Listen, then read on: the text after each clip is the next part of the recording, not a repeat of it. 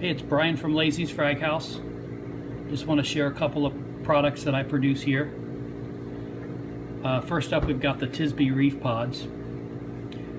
These are a small pod that most mandarins, pipefish, and other small reef fish will feed on. They'll reproduce naturally in your tank, but you may find that they get ate so quick that you'll need to replenish them, and it can be really expensive to do that. So I want to show you how I do it here.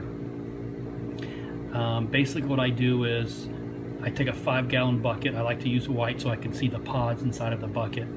I fill it about 3/4 of the way with instant ocean salt. You can use whatever you have on hand, but the main thing is you want it to be clean, fresh made salt. You don't want salt water from your reef, because there's going to be other things in there that will compete with the Tisbe Reef Pods.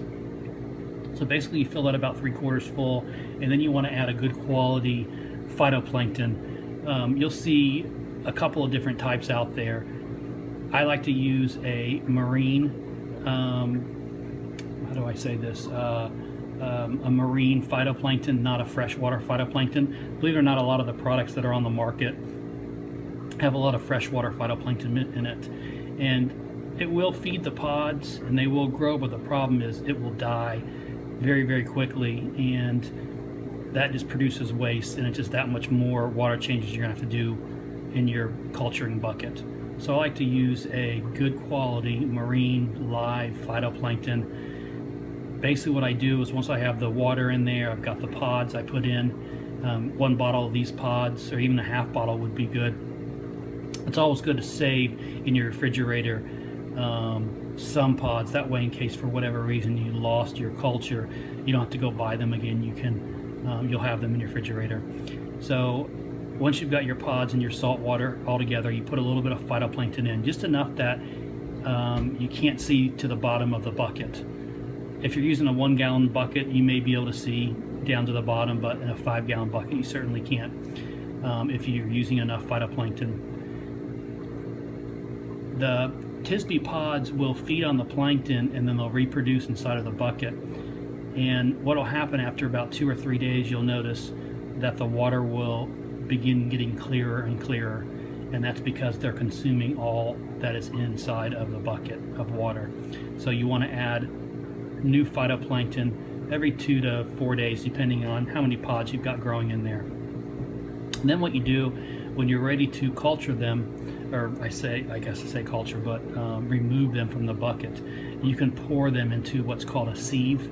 If you don't have a sieve, you can use something like some nylon hosing, a coffee filter, things like that. So that way you pour off the water, and then what you're left is the Tisbe Reef Pods. And then you go and you put those in your reef, and your fish will eat those, and you can have a continuous supply.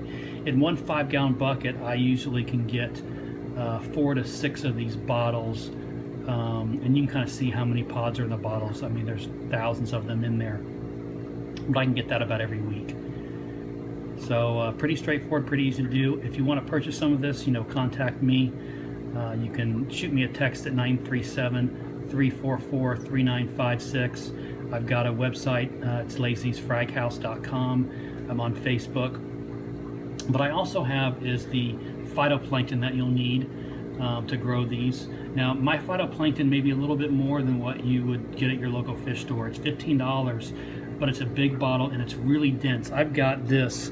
Let me move this out of the way here to give you an idea. So I'm going to put this under this light here, and you can see you can't see through this phytoplankton.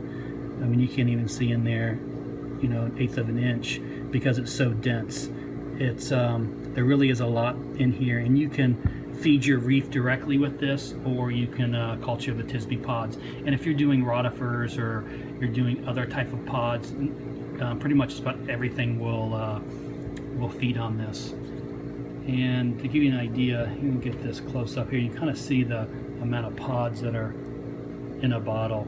So a bottle of these pods is also $15.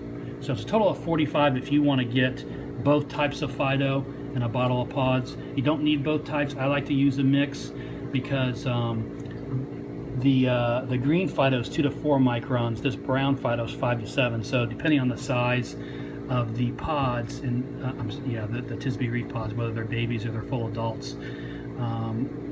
You know, the smaller micron size may be better for the smaller ones, or the big micron size better for the larger adults. So that's why I feed a mix.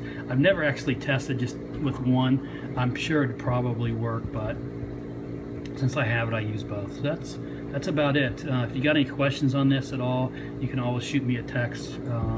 You can email me, info@lazy'sfraghouse.com, or hit me up on Facebook. I've got a Facebook page as well.